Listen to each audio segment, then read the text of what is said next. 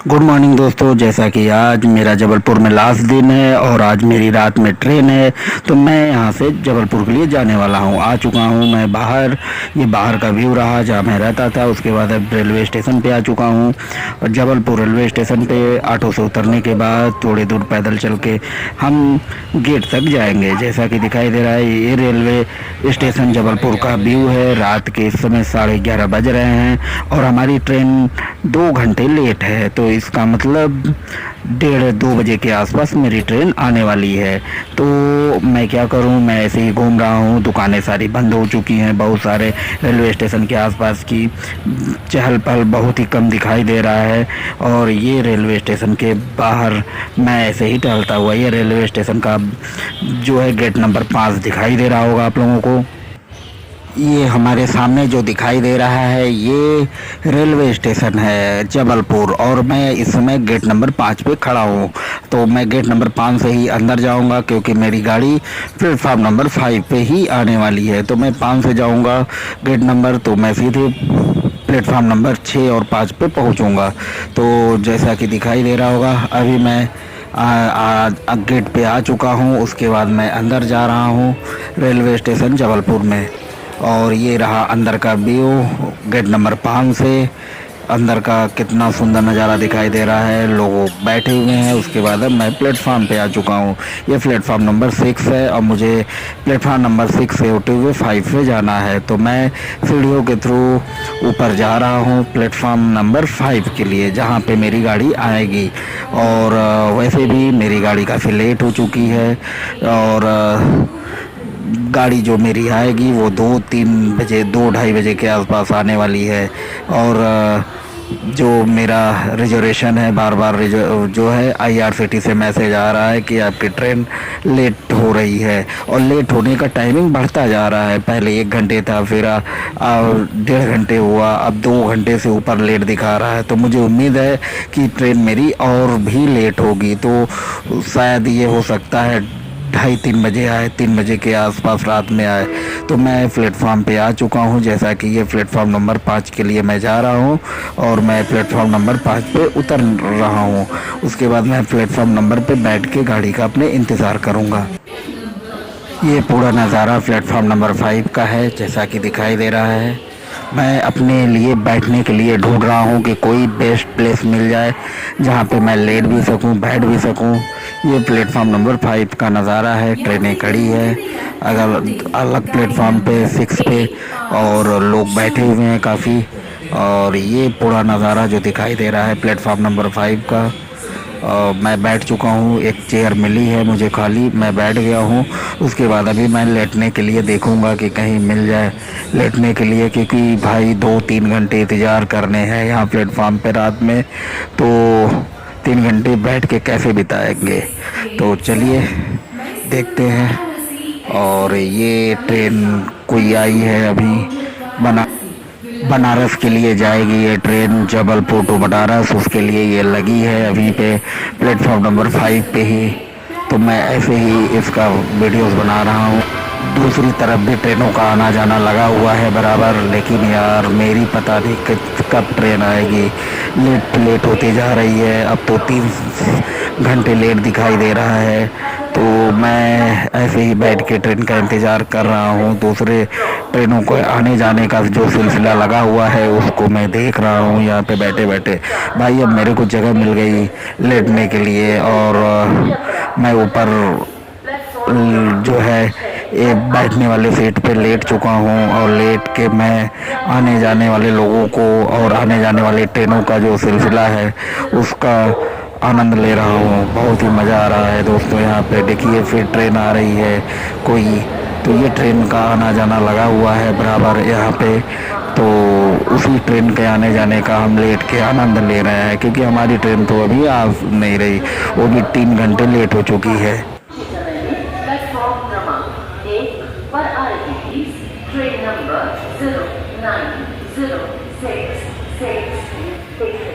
सारी ट्रेनों का अनाउंसमेंट हो रहा है आने जाने का, लेकिन मेरा नहीं हो रहा। अभी अनाउंसमेंट हुआ और बताया गया कि हमारी ट्रेन अब प्लेटफॉर्म नंबर 2 पे आएगी। 5 से कन्वर्ट करके 2 पे बुलाया जा रहा है। तो अटेंडम हमारे ट्रेन का जो है प्लेटफॉर्म चेंज कर दिया गया है। तो अब हम प्लेटफॉर्म नंबर 2 के लिए जा रहे हैं।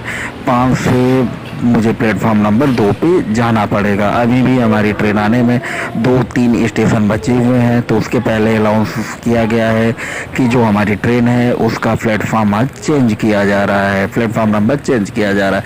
तो हम अपने प्लेटफॉर्म पे जा रहे हैं, जो प्लेटफॉर्म नंबर 2 पे, जहाँ पे मेरी गाड़ी आएगी। तो मैं 5 से निकल चुका हूँ।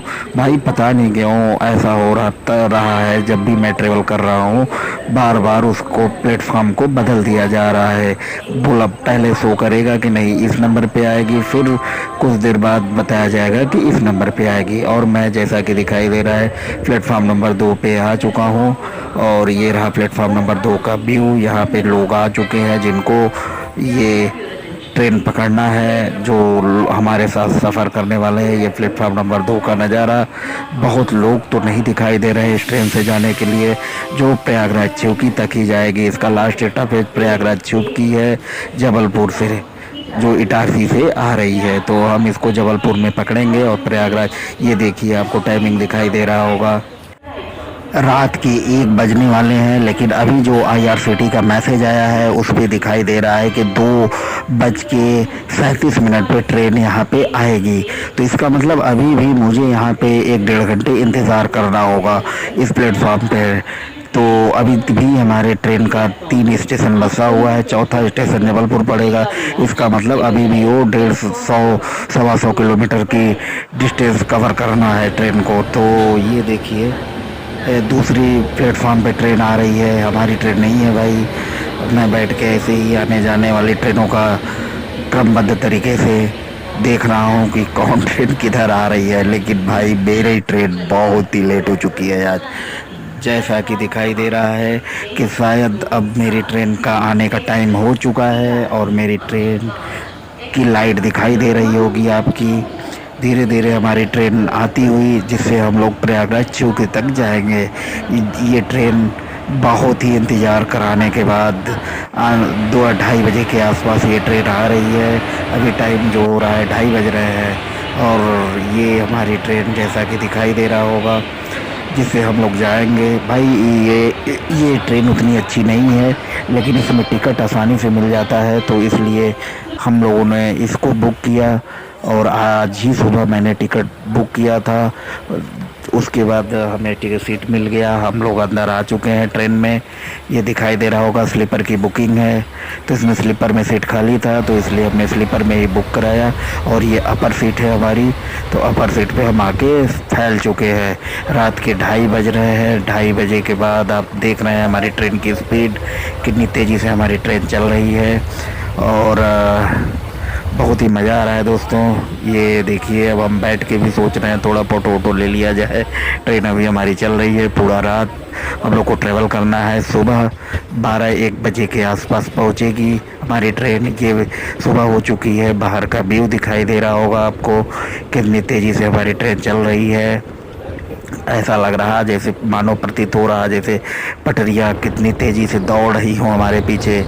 ये हमारे ट्रेन का व्यू विंडो सीट से बैठ के मैं थोड़ा सा बनाता हुआ वीडियोस। सुबह का टाइम हो चुका है, अभी 10-10:30 बज रहे हैं, लेकिन अभी भी मैं चिवकी नहीं पहुंचा हूं। तो जो टाइमिंग है 12-12:30 बजे तक पहुंचेगी। और ये हम धीरे धीरे प्रयागराज चिवकी स्टेशन पे आते हुए, आपको दिखाई दे रहा होगा ये ट्रैक लंबा चौड़ा। अब मैं प्रयागराज चिवकी पहुंचने वाला हूं। ये बस ही कुछ ही क्षणों में मैं प्रयागराज चिवकी पहुंच जाऊंगा।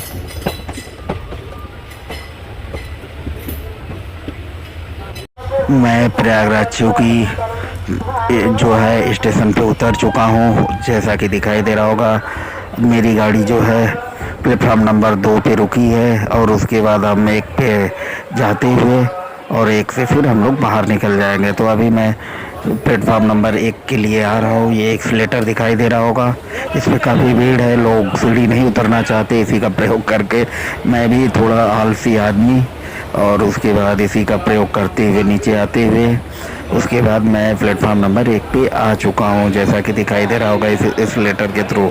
और प्लेटफॉर्म नंबर 1 से मैं गेट से बाहर आऊँगा।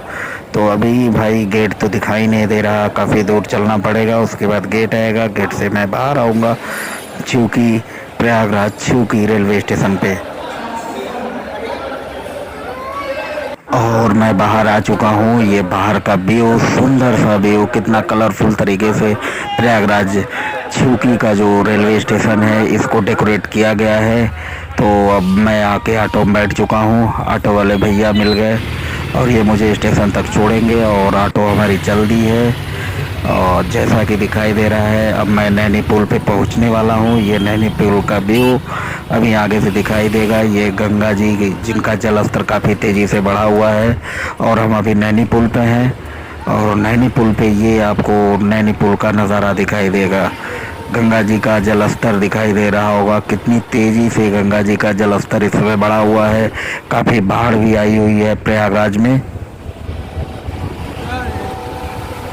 ये नैनी पुल जहाँ पे बहुत ही सुंदर नज़ारा दिखाई दे रहा होगा आप लोगों को, उधर गंगा जी का व्यू, ये नैनी पुल का जो पिलर है और बहुत ही सुंदर नज़ारा।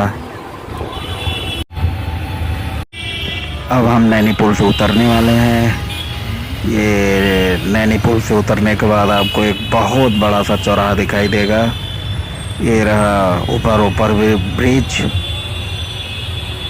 और मैं रेलवे स्टेशन जंक्शन पे जाने वाला हूँ। तो ऑटो में मैं अकेले बैठा हुआ हूँ, ऑटो वाले भैया मुझे जंक्शन तक छोड़ेंगे और मैं इलाहाबाद प्रयागराज जंक्शन जाऊँगा। उसके बाद वहाँ से मैं जलवा के लिए ऑटो पकड़ के अपने रूम पे जाऊँगा। ये नैनी पुल से उतरने के बाद का व्यू दिखाई दे रहा होगा। ये चौराहा, कितना बड़ा चौराहा है यहाँ का। जैसे ही आप नैनी पुल से उतरते हो तो ये चौराहा दिखाई देता है बड़ा सा। और इसके बाद मैं जाऊंगा प्रयागराज जंक्शन के लिए और जिस ऑटो में बैठा हुआ हूँ ये मुझे वहाँ तक छोड़ेंगे प्रयागराज जंक्शन तक। और अकेले मैं बैठा हूँ, ये आ चुका हूँ जंक्शन गेट नंबर 4। यहाँ आते आते काफ़ी शाम हो चुकी है और अब मैं जा रहा हूँ मंडी। पहले मैं मंडी को पैसे कुछ सब्जी वब्जी लेके तब फिर रूम पे चलूँगा। ये दिखाई दे रहा होगा बैग मैंने एक स्टोर जगह पे रख दिया है। परिचय वाले भैया थे हमारे जान पहचान के, तो उनके पास बैग रख के अब हम मंडी की तरफ जाते हुए, और जैसा कि दिखाई दे रहा होगा मैं पद यात्रा कर रहा हूँ और मैं मंडी की तरफ जा रहा हूँ। अभी मंडी जाऊँगा, मंडी जाने के बाद वहाँ से मैं कुछ सब्जियाँ लूँगा। और ये देखिए आपको जैसा भी दिखाई दे रहा होगा मंडी जाने का रास्ता है। मैं पद यात्रा करते हुए पैदल चलते हुए जा रहा हूँ। जैसा कि शाम हो चुकी है, मंडी में आने के पहले मैंने मास्क भी लगा लिया क्योंकि जैसा कि पता है मंडी में काफ़ी भीड़ भाड़ होती है, तो भीड़ भाड़ वाली जगहों से थोड़ा अपने आप को बचाना चाहिए। तो इसलिए मैं मास्क भी लगा चुका हूँ और आ चुका हूँ मंडी में। यहाँ पे भीड़ दिखाई दे रही होगी आपको, दोनों तरफ सब्जियाँ बिक रही हैं। यहाँ पे दिखाई दे रहा होगा बहुत ही ज़्यादा शोरगुल।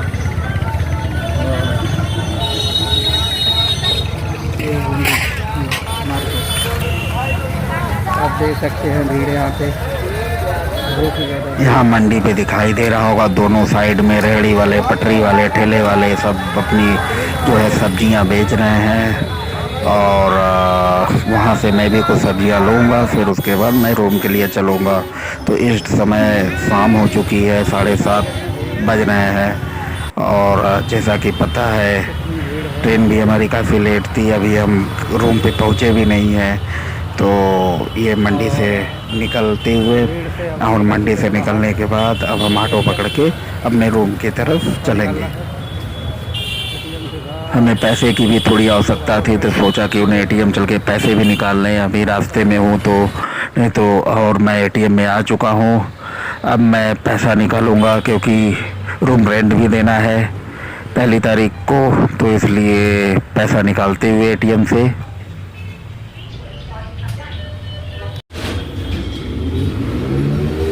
पैसा बाहर आने वाला है।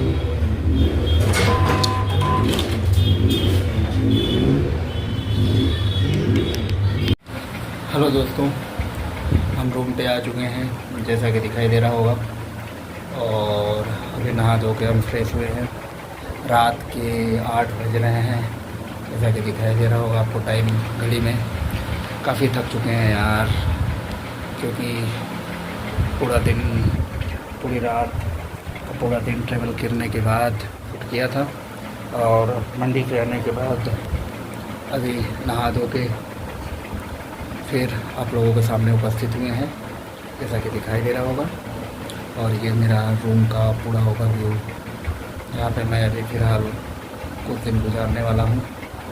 बहुत बड़ी समस्या है यार, अगर आप रेंट के रूम में रहते हो, आए दिन मकान मालिक आके भाई ये है, वो है, ऐसे है, वैसे है, हमारी तरह एक सुशील सभ्य लड़के को भी इस तरीके से मकान मालिक बोलते रहते हैं। समझ में नहीं आता उनको किस टाइप के लड़के चाहिए होते हैं। इतना सीधा लड़का जो कभी कोई डिस्टर्बेंस ना करे, कभी कुछ कहे ना, कुछ बोले ना। हाँ, मेरे रूम पे आता जाता भी कोई नहीं है, मैं चुपचाप बैठा रहता हूँ अकेले। मैं बुलाता भी नहीं किसी को अपने फ्रेंड सर्किल में कि हाँ किसी को बुलाएं, इसे मिलना हो मैं बाहर मिल लेता हूँ। तो लेकिन फिर भी इसके बावजूद हमारे मकान मालिक लोग हम लोग को डिस्टर्ब करते रहते हैं। कोई बात नहीं यार, होता है। डिस्टर्ब क्या मतलब, आके कुछ ना कुछ ये है वह है। चाहते भी नहीं कि हाँ छोड़ के जाओ, कह रहे नहीं रहो फिर उसके बाद इधर है उधर है, तो यही सब चीज़ें हैं। कोई बात नहीं, लगा रहेगा, क्या किया जाए। और कंपटीशन का हाल आप लोग जान ही रहे हैं। एसएससी में इतनी समस्या आ गई है कि एग्ज़ाम टाइम पे हो नहीं रहा, और जो एग्ज़ाम हो रहे हैं तो किस तरीके से हो रहे हैं पता ही है, कितनी धांधली चल रही है। तो क्या किया जाए यार, अब सिस्टम से तो लड़ना पड़ेगा ही, प्लस अपने लाइफ से भी लड़ना पड़ रहा है और जैसा कि दिखाई दिया होगा कि एसएससी जो प्रोटेस्ट हुआ था, कितना वहाँ लाठीचार्ज हुआ था, सब कुछ आप लोगों को पता ही होगा। तो इसी पे एक बात मुझे याद आती है, और हम इसको शायरी के थ्रू आप लोगों को बताना चाहते हैं कि उसकी मोहब्बत के पेपर लीक होते गए, उसकी मोहब्बत के पेपर लीक होते गए, और वो हमसे कटाफ पार कराने पे अड़ी थी।